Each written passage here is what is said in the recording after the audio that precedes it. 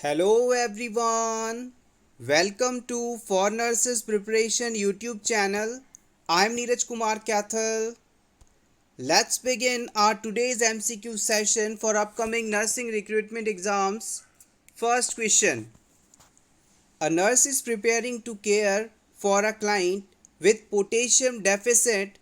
The nurse reviews the client's record and determines that the client is at risk of developing potassium deficiency because the आप किसी ऐसे client की care कर रहे हैं जिसमें पोटेशियम की कमी है। इस पेशेंट की सभी रिपोर्ट्स को देखने के बाद इन चारों ऑप्शंस में से आपको उस ऑप्शन को सेलेक्ट करना है जो इस पेशेंट में पोटेशियम डेफिशिएंसी का कारण हो सकता है। Option A is on potassium sparing diuretics. अगर क्लाइंट पोटेशियम स्पेयरिंग डायूरेटिक्स ले रहा हो। Option B is on gastric suctioning. Patient में गैस्ट्रिक सक्शनिंग की जा रही हो। Option C history of renal disease. Patient को किडनी डिजीज़ हो। Option D has a history of Addison's disease. Patient को एडिसन्स डिजीज़ हो।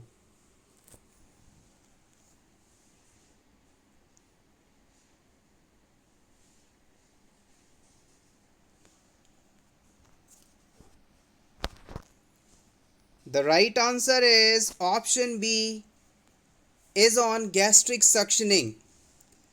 अगर किसी भी पेशेंट में गैस्ट्रिक सक्शनिंग की जा रही है तो इस सिचुएशन में उसकी बॉडी से पोटेशियम लॉस भी होगा और पेशेंट में पोटेशियम की कमी हो जाएगी। पोटेशियम स्पेयरिंग डायूरेटिक्स के एग्जाम्पल की बात करें तो स्पायरोनोलैक्टोन जिसे आप एल्डेक्टोन के नाम से भी जानते हैं, और ये जब मेडिसिन पेशेंट को दी जाती है तो उसमें पोटेशियम का लेवल बढ़ता है ना कि घटता है। अगर आपसे पूछ लिया जाए कि पोटेशियम का नॉर्मल लेवल कितना होना चाहिए तो आप बताएंगे 3.6 से 5.2 मिलीमोल्स पर लीटर। मिलीमोल्स पर litre, this is the normal amount of potassium in a healthy person. Next question. Which intervention is appropriate for a client with skeletal traction? अगर किसी क्लाइंट में स्केलेटल ट्रैक्शन लगा हो तो उसकी केयर के लिए कौन सा प्रोसेस इस्तेमाल किया जा सकता है? Pin care, prone position, weight limit, intermittent weight. The right answer is option A, pin care. किसी भी क्लाइंट में हुए बोन फ्रैक्चर के बाद बोन्स को एक निश्चित अलाइनमेंट में मेंटेन करने के लिए, एक निश्चित पोजीशन में रखने के लिए, फ्रैक्चर्ड एरिया में स्पाज्म डेवलप ना हो पाए, डिस्कम्फर्ट से बचाने के लिए हम ट्रैक्शन डिवाइस का इस्तेमाल करते हैं। फ्रैक्चर के बाद इस्तेमाल किए जाने वाले ट्रैक्शंस को हम 3 प्रकार से क्लासिफाई कर सकते हैं। पहला है स्केलेटल ट्रैक्शन, दूसरा है स्किन ट्रैक्शन और तीसरा आता है सर्वाइकल एरिया में लगने वाला सर्वाइकल ट्रैक्शन। सबसे पहले बात करते हैं स्केलेटल ट्रैक्शन की। Skeletal traction generally femur bone के फ्रैक्चर के बाद इस्तेमाल किया जाने वाला इम्पॉर्टेंट ट्रैक्शन है और इस प्रकार के ट्रैक्शन में हम पिन, वायर, स्क्रू आदि का इस्तेमाल करके बोन के फ्रैक्चर्ड पार्ट को आपस में जोड़ते हैं। इस प्रकार के ट्रैक्शन में पिन्स की केयर करना काफ़ी इम्पॉर्टेंट माना जाता है। मान लीजिए कि ये किसी पेशेंट की बोन है और इस बोन के अंदर पिन लगी हुई है, स्केलेटल ट्रैक्शन लगा हुआ है। अब ये अगर आपने इस पिन की रेगुलर केयर नहीं की तो इस पिन के सहारे से माइक्रो ऑर्गेनिज्म या इन्फेक्शन बोन के अंदर ट्रैवल कर जाएगा और धीरे धीरे ये पूरी बॉडी में ट्रांसमिट होकर पेशेंट को और ज़्यादा बीमार कर सकता है। तो याद रखिएगा स्केलेटल ट्रैक्शन के अंदर हम बोन को पेनिट्रेट करते हुए पिन लगाते हैं, स्क्रू लगाते हैं, प्लेट्स लगाते हैं ताकि बोन्स को आपस में जोड़ा जा सके और इन पिन के सहारे इन्फेक्शन बोन्स के अंदर ना ट्रेवल कर जाए, इसलिए रेगुलरली इन पिन के आसपास के एरिया को हमें क्लीन करते रहना चाहिए, हाइजीन इन एरियाज पर मेंटेन करते रहना चाहिए। स्केलेटल ट्रैक्शन के एग्जाम्पल्स की बात की जाए तो इनमें balanced suspension traction, lateral arm traction, overhead arm traction, hello traction आदि इम्पॉर्टेंट है। अगर आप इन सभी ट्रैक्शंस की इमेजेस देखना चाहते हैं तो इस वीडियो के डिस्क्रिप्शन बॉक्स में मौजूद हमारे टेलीग्राम चैनल पर जाएं, वहां पर आपको ये सभी इमेजेस अवेलेबल मिलेंगी। नेक्स्ट टाइप के ट्रैक्शन की बात करते हैं स्किन ट्रैक्शन। स्किन ट्रैक्शन जैसे कि आप नाम से ही समझ सकते हैं कि ये ट्रैक्शन स्किन के ऊपर लगाया जाता है, इसमें इन्वेजन नहीं किया जाता किसी भी चीज़ का। मान लीजिए किसी पेशेंट का लेग पार्ट में फीमर बोन फ्रैक्चर हुई और हॉस्पिटल पहुंचते ही हम इस पेशेंट के लोअर एक्सट्रीमिटी में एडेसिव टेप, ड्रेसिंग मटेरियल आदि का इस्तेमाल करते हुए एक कॉन्टैक्ट बनाएंगे और यहाँ पर एक पिन लगाकर इस पर वेट लटका देंगे। ऐसा करके हम इस फ्रैक्चर्ड एक्सट्रीमिटी को अलाइनमेंट में मेंटेन करते हैं, साथ ही साथ पेशेंट को इससे हो रहे डिस्कम्फर्ट से रिलीफ भी मिलता है। स्किन ट्रैक्शन जनरली टेम्परेरी रूप से इस्तेमाल किए जाने वाले ट्रैक्शन हैं जब तक कि सर्जरी परफॉर्म ना की जा सके। लास्ट ट्रैक्शन टाइप आता है सर्वाइकल ट्रैक्शन। सर्वाइकल ट्रैक्शन में हम पेशेंट के नेक के अराउंड एक मेटल से बना ब्रेस लगा देते हैं जो कि इस एरिया को सपोर्ट करता है, यही सर्वाइकल ट्रैक्शन है। Next question, a chest tube is inserted in a client with pneumothorax, which of the following reason. Pneumothorax वाले पेशेंट में चेस्ट ट्यूब क्यों लगाई जाती है? Option A, for administration of oxygen, oxygen पहुंचाने के लिए। Option B, to promote formation of lung scar tissue, lungs में स्कार टिश्यू के फॉर्मेशन करवाने के लिए। Option C, insert antibiotic in pleural space, plural space में एंटीबायोटिक मेडिसिन एडमिनिस्टर करवाने के लिए। या फिर to remove air and fluid, यहाँ मौजूद एयर और फ्लूइड को बाहर निकालने के लिए।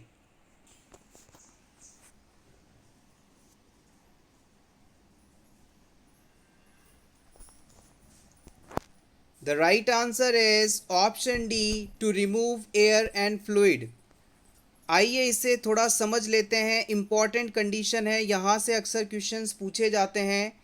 ये मान लीजिए किसी क्लाइंट के लंग्स हैं, इन लंग्स के चारों तरफ एक और कवरिंग पाई जाती है जिसे आप चेस्ट वॉल कहते हैं।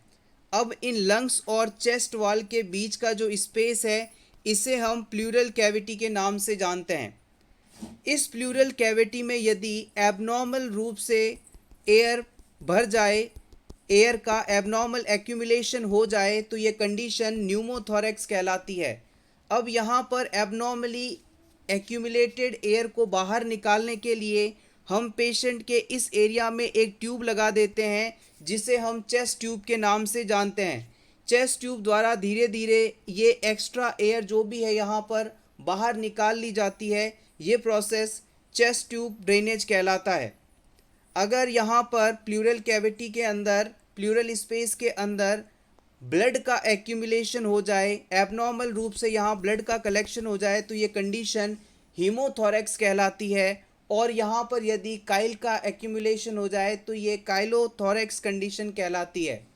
इन सभी फ्लूइड, एयर आदि को ड्रेन करने के लिए लंग्स में ट्यूब लगाना चेस्ट ट्यूब कहलाता है। Next question, 3 tyre structure of rural local government in India. Bharat में रूरल लोकल गवर्नमेंट का 3 टायर स्ट्रक्चर क्या कहलाता है? कम्युनिटी डेवलपमेंट ब्लॉक, तालुकास, टाउन या पंचायती राज?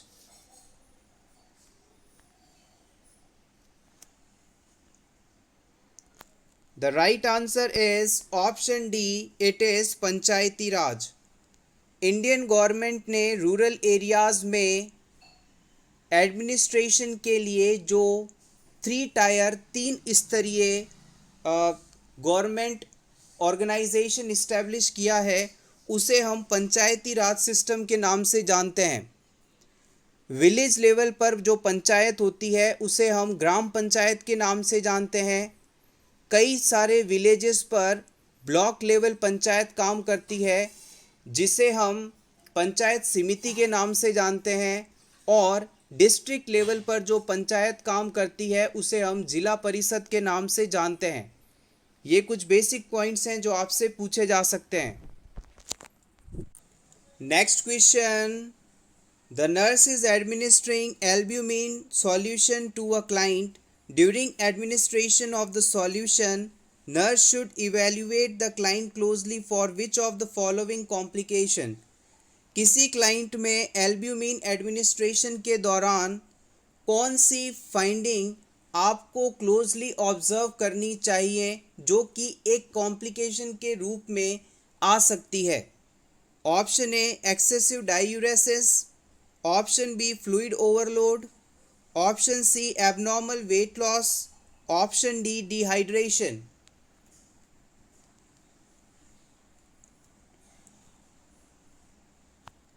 The right answer is option B, fluid overload। जब भी किसी क्लाइंट को एल्ब्यूमिन प्रोटीन एडमिनिस्टर किया जाता है उसमें फ्लूइड ओवरलोड होने की संभावना रहती है। इसीलिए कहा जाता है कि एल्ब्यूमिन प्रोटीन को ट्रांसफ्यूज़ करते समय आपको इसे बहुत ही स्लोली एडमिनिस्टर करना चाहिए, और साथ ही जब ये एडमिनिस्ट्रेशन चल रहा हो पेशेंट को कुछ भी पीने के लिए नहीं दें, यानी कि फ्लूइड इनटेक उस समय रोक दिया जाता है। स्लो एडमिनिस्ट्रेशन और रेस्ट्रिक्ट फ्लूइड इनटेक, ये दोनों कंडीशंस एल्ब्यूमिन एडमिनिस्टर करते समय हमें ध्यान देनी चाहिए, अदरवाइज क्लाइंट में फ्लूइड ओवरलोड होने की संभावना रहती है।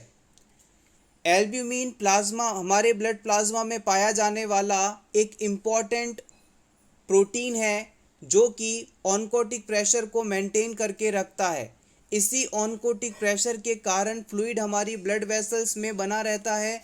अगर एल्ब्यूमिन प्रोटीन की कमी बॉडी में हो जाए तो ये सारा फ्लूइड ब्लड वेसल से निकलकर टिश्यू स्पेसेस में शिफ्ट हो जाएगा और बॉडी में एडिमा डेवलप हो जाएगी। एल्ब्यूमिन का एडमिनिस्ट्रेशन या ट्रांसफ्यूजन एसाइटिस जैसे डिजीज़ के ट्रीटमेंट में किया जाता है। एल्ब्यूमिन हमारी बॉडी में पाया जाने वाला सबसे बड़ा प्लाज्मा प्रोटीन है, सबसे ज़्यादा अमाउंट में पाया जाने वाला प्लाज्मा प्रोटीन है एल्ब्यूमिन प्रोटीन, और इसका साइज सबसे छोटा होता है। Next question, the physician ordered normal saline solution to replace the fluid losses of a client while the solution is infused. The nurse should assess for which of the following symptoms that might indicate fluid overload is developing। किसी client में fluid loss को replace करने के लिए, fluid की कमी को पूरा करने के लिए नॉर्मल सेलाइन सॉल्यूशन चढ़ाने के लिए देने के लिए कहा गया है।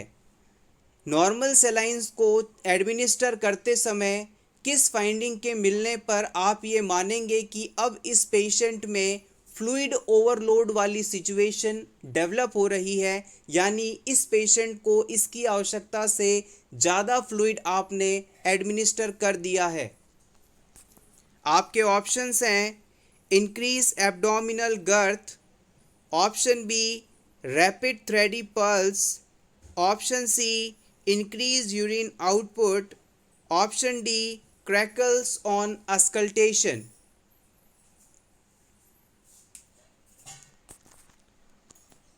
The right answer is option D. अगर इस पेशेंट में आप अस्कल्टेशन करते हैं लंग्स का तो वहाँ पर आपको क्रैकल साउंड सुनाई देगी। बुलबुलों के फूटने की जैसी आवाज़ होती है वैसी लंग्स से साउंड सुनाई देगी, और इस साउंड को सुनकर हम ये एस्टिमेट कर सकते हैं कि पेशेंट को दिया जा रहा फ्लूइड उसकी आवश्यकता से अब अधिक हो चुका है। Next question, the nurse is preparing to start an IV infusion. Before inserting the needle into the vein, the nurse should apply a tourniquet to the client's arm to accomplish which of the following? बहुत ही basic और important question है। Hopefully आप सभी इसका answer बिल्कुल सही बताएंगे।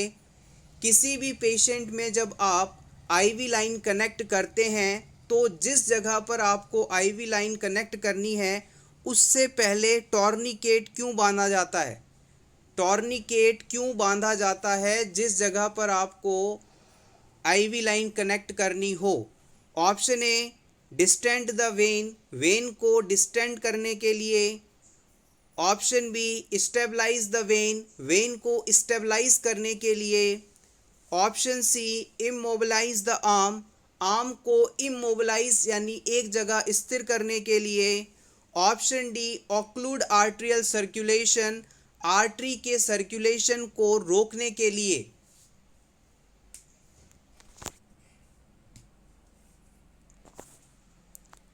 The right answer is option A, distend the when.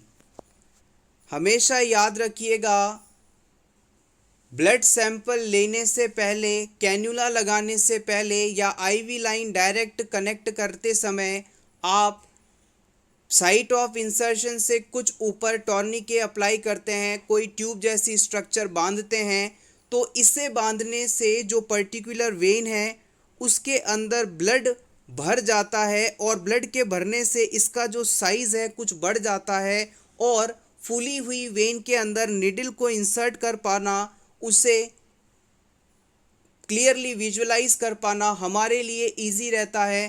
तो इसी कारण से हम टॉर्निके अप्लाई करते हैं। टॉर्निके अप्लाई करने का सबसे बड़ा कारण है वेन को डिस्टेंड करना, डायलेट करना, ताकि इजीली वो विजिबल हो, उसे हम फील कर सकें और निडल को इजीली इंसर्ट कर सकें।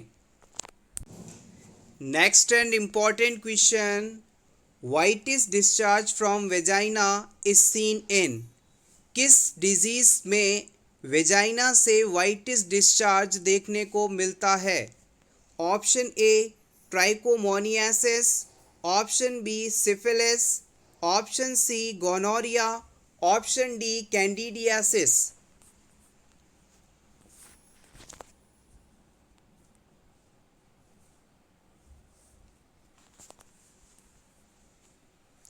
The right answer is option D. It is candidiasis. Candidiasis disease से इसका कॉज क्या है और इसमें कौन कौन से सिम्टम्स देखने को मिलते हैं, अक्सर एग्ज़ाम में पूछा जाता है, इम्पॉर्टेंट है। याद रखिएगा, कैंडिडियासिस डिजीज़ बेसिकली एक फंगल इन्फेक्शन है जो कि एक प्रकार के यीस्ट कैंडिडा द्वारा होता है। एक प्रकार के यीस्ट कैंडिडा द्वारा होने वाला फंगल इन्फेक्शन है कैंडिडियासिस। इस इन्फेक्शन के बाद वेजाइना और वल्वल एरिया के अंदर इचिंग होती है, इरिटेशन होता है, बर्निंग सेंसेशन होता है इंटरकोर्स के दौरान या फिर यूरिन पास करने के दौरान।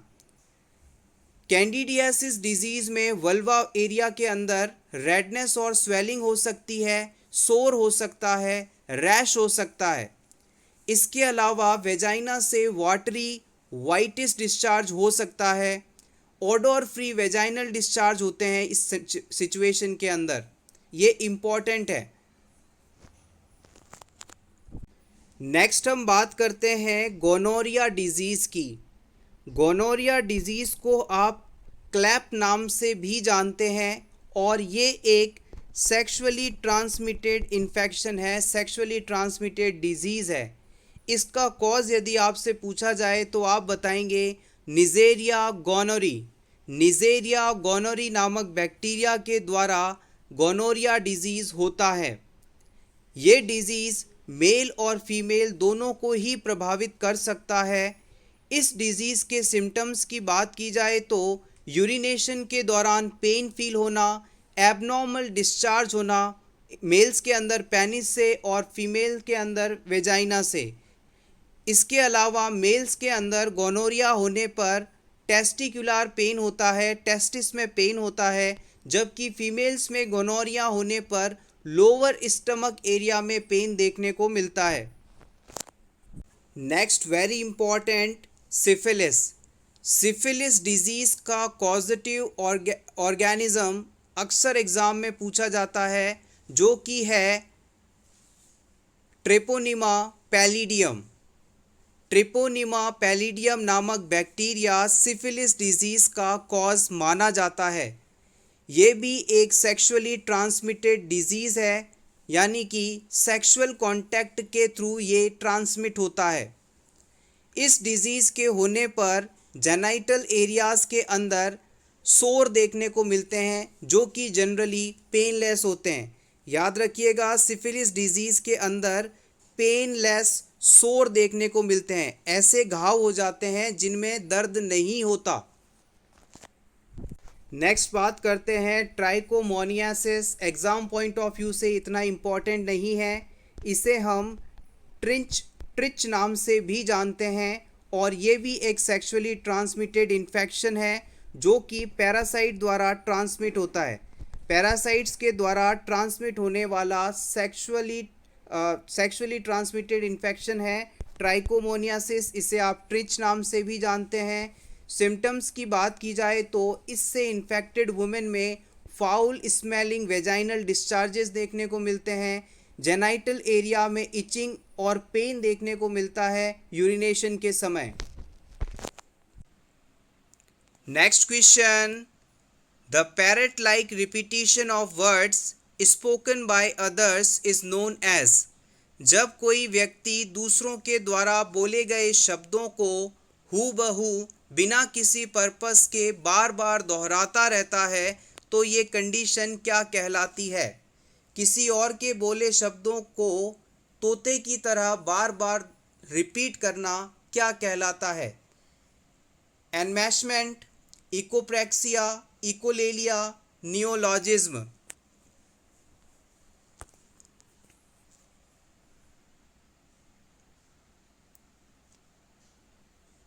The right answer is option C, it is called echolalia. यहाँ पर दो टर्म्स हैं जो कि प्रीवियस एग्जाम में पूछी गई हैं। पहला है इकोलेलिया और दूसरा है इकोप्रेक्सिया। इकोलेलिया क्या है? Meaningless repetition of another person's spoken words, यानी repetition of speech by a child learning to talk. अगर कोई व्यक्ति दूसरों के बोले शब्दों को बिना किसी पर्पस के कॉपी करता है, बार बार रिपीट करता है, दोहराता है, तो ये कंडीशन इकोलेलिया कहलाती है। वहीं पर इकोप्रेक्सिया क्या है? It is the involuntary repetition और imitation of another person's action. किसी और के द्वारा की गई फिजिकल मूवमेंट को बिना किसी उद्देश्य के बार बार दोहराते रहना इकोप्रेक्सिया कहलाता है। इसे याद रखिए इस प्रकार से, इकोलेलिया के अंदर एल आ रहा है जो कि लैंग्वेज यानी वर्ड्स का रिपीटेशन बताता है, और इकोप्रेक्सिया में पी आ रहा है जो दूसरे लोगों द्वारा की गई फिजिकल एक्टिविटी को बताता है। फिजिकल एक्टिविटी का बिना किसी पर्पस के बार बार रिपीट करना इकोप्रेक्सिया, और इकोलेलिया में शब्दों का बार बार रिपीटिशन है। आप चाहें तो इसका स्क्रीनशॉट ले सकते हैं आपके रिवीजन के लिए। Next, height measurement of 2 years old child is done by. 2 साल के बच्चे में हाइट का मेजरमेंट किसके द्वारा किया जाएगा? इन्फेंटोमीटर, स्टेंडियोमीटर, रिफ्रैक्टोमीटर या गोनियोमीटर?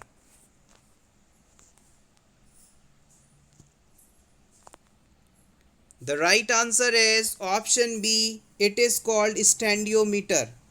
जब आप किसी 1 साल से कम उम्र के बच्चे की लंबाई मापते हैं तो वो हमेशा इन्फेंटोमीटर द्वारा मापी जाती है और इन्फेंटोमीटर से मापते समय बच्चा जनरली लेटा हुआ होता है।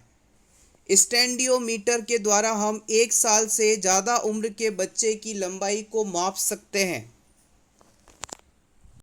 Next question, short shuffling gait is characteristically seen in. किस कंडीशन में आपको शॉर्ट सफलिंग गेंट देखने को मिलता है? छोटे छोटे कदमों से लड़खड़ाते हुए चलना किस कंडीशन में देखने को मिलेगा?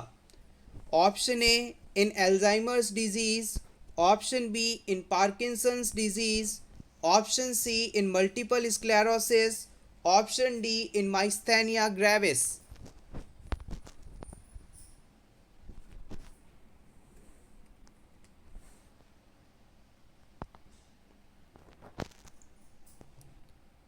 The right answer is option B.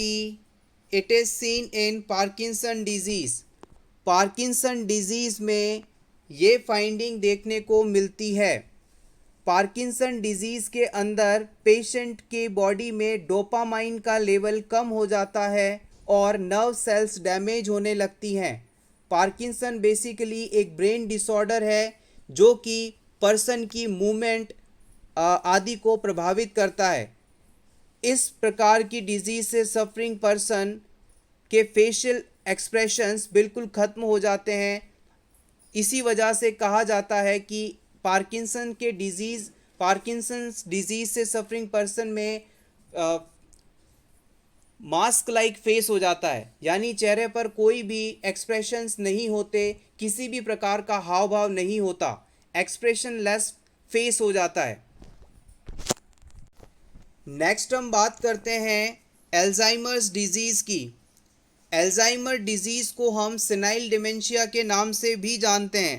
Previous exam में इस टर्म को कई बार पूछा गया है, सेनाइल डिमेंशिया। आप चाहें तो इसका स्क्रीनशॉट ले सकते हैं या फिर इसे नोट डाउन कर सकते हैं। एल्जाइमर डिजीज़ को हम सेनाइल डिमेंशिया के नाम से जानते हैं और डिमेंशिया शब्द का मतलब होता है मेमोरी लॉस, यानी कि याददाश्त का कमज़ोर हो जाना, भूलने की बीमारी होना। जैसे जैसे किसी पर्सन की एज बढ़ती है उसकी जो ब्रेन सेल्स हैं या ब्रेन का जो साइज़ है वो कम होने लगता है, यानी ब्रेन की एट्रोपी होने लगती है, ब्रेन श्रिंक होने लगता है और ब्रेन सेल्स की डेथ होने लगती है। ब्रेन सेल्स की डेथ होने के कारण पर्सन की याददाश्त कमज़ोर होने लगती है, उसकी थिंकिंग पावर घट जाती है, उसके सोशल स्किल्स कम हो जाते हैं, यहाँ तक कि पर्सन अपने डेली लिविंग के जो काम हैं, दिनचर्या के जो बेसिक काम हैं, उन्हें भी पूरा नहीं कर पाता। नेक्स्ट टर्म आती है मल्टीपल स्क्लेरोसिस। मल्टीपल स्क्लेरोसिस वह कंडीशन है जिसमें नर्व्स के ऊपर पाई जाने वाली प्रोटेक्टिव कवरिंग डैमेज हो जाती है और इस प्रोटेक्टिव कवरिंग के डैमेज होने के कारण ब्रेन से इम्पल्सेस बॉडी के दूसरे पार्ट्स तक नहीं पहुंच पाते। इम्पल्सेस का ट्रांसमिशन या तो डिलेड हो जाता है या कंप्लीटली स्टॉप हो जाता है और ऐसा होने से पर्सन अपने किसी भी टास्क को तेज़ी से पूरा नहीं कर पाता या फिर बिल्कुल भी कर ही नहीं पाता। उसकी बॉडी में मूवमेंट अनकोऑर्डिनेटेड हो जाती है, यानी वो करना कुछ चाहता है हो कुछ और जाता है, या फिर बहुत ही स्लो नर्व ट्रांसमिशन के कारण मूवमेंट बहुत ही धीमे हो जाती है। इसके साथ ही पेशेंट में विजन लॉस हो सकता है, फैटीग होती है। ये सभी फाइंडिंग्स भी इम्पॉर्टेंटली देखने को मिलती हैं। नेक्स्ट है माइस्थेनिया ग्रेविस। माइस्थेनिया ग्रेविस वह कंडीशन है जिसमें नर्व्स और मसल्स का कोऑर्डिनेशन डिस्टर्ब हो जाता है। न्यूरोमस्कुलर जंक्शन में इम्पल्सेस का ट्रांसमिशन प्रॉपर नहीं हो पाता, जिसकी वजह से पर्सन चाह कर भी वॉलेंट्री मसल्स में मूवमेंट नहीं करवा पाता। माइस्थेनिया ग्रेविस कंडीशन के अंदर एसिटाइल कोलिन का लेवल नॉर्मल से कम हो जाता है और इस डिजीज़ के अंदर सबसे पहले पटोसिस जैसी फाइंडिंग्स देखने को मिलती हैं। पटोसिस का मतलब है ड्रोपलिंग ऑफ आईलिड्स। पेशेंट की आंखों की जो पलकें हैं वो अपने आप नीचे गिर जाती हैं और वो चाहकर भी इन्हें ऊपर उठा नहीं पाता, यानी वो अपनी आँखों को खोल नहीं पाता और आँखों को खोलने के लिए फिर उसे हाथों का सहारा लेना होता है। This is the initial symptoms that we seen in myasthenia gravis condition. Next question: which drug is relatively contraindicated in breastfeeding? breastfeeding करवा रही वुमेन को कौन सी मेडिसिन नहीं लेनी चाहिए? Sulphonylurea, propranolol, zidovudine, cephalosporin.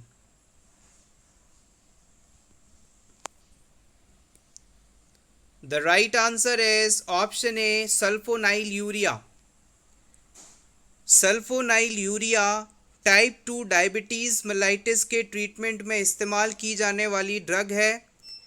Type 2 diabetes में body में बन रहे इंसुलिन का बॉडी द्वारा पूरी तरह से उपयोग नहीं किया जाता, जिसके कारण हमारी बॉडी में ब्लड शुगर लेवल तेज़ी से बढ़ने लगता है। इस सिचुएशन में sulfonyl urea as a treatment drug इस्तेमाल की जाती है, लेकिन ब्रेस्ट फीडिंग वाली मदर्स को इस ड्रग का इस समय इस्तेमाल नहीं करना चाहिए। Next question: the commonest presentation in case of twins is? Twins के केस में, ट्विंस प्रेगनेंसी में सबसे ज़्यादा पाया जाने वाला प्रेजेंटेशन कौन सा होता है? Both vertex, one vertex one breech, transverse या both breech? The right answer is option A, both vertex. Twins pregnancy के केस में दोनों बेबीज में प्रेजेंटिंग पार्ट हेड होता है, यानी कि दोनों ही वर्टेक्स प्रेजेंटेशन में रहते हैं। Option A correct. Next question: the intraocular pressure is measured by? Intraocular pressure को किस डिवाइस द्वारा मेजर किया जाता है? टोनोमीटर, ऑप्थेल्मोस्कोप, सेनाइल्स चार्ट या endoscope? The right answer is option A, tonometer. हमारी आईज में फ्लूइड के कारण कितना प्रेशर जनरेट हो रहा है, इसे हम इंट्राऑक्यूलर प्रेशर के नाम से जानते हैं। इस इंट्राऑक्यूलर प्रेशर को टोनोमीटर नामक डिवाइस द्वारा मेजर किया जाता है और ये पूरा प्रोसेस टोनोमेट्री कहलाता है। Normally intraocular pressure 8 to 21 mm of Hg के बीच होना चाहिए। इससे ज़्यादा यदि इंट्राऑक्यूलर प्रेशर हो तो पेशेंट को ग्लूकोमा डिजीज़ हो सकता है। ग्लूकोमा डिजीज़ में फ्लूइड प्रेशर बढ़ता है और बढ़े हुए प्रेशर के कारण नर्व, ऑप्टिक नर्व पर दबाव पड़ता है, वो डैमेज हो जाती है और इसकी वजह से पेशेंट ब्लाइंड हो जाता है। Thank you so much everyone for watching this complete video. Best of luck.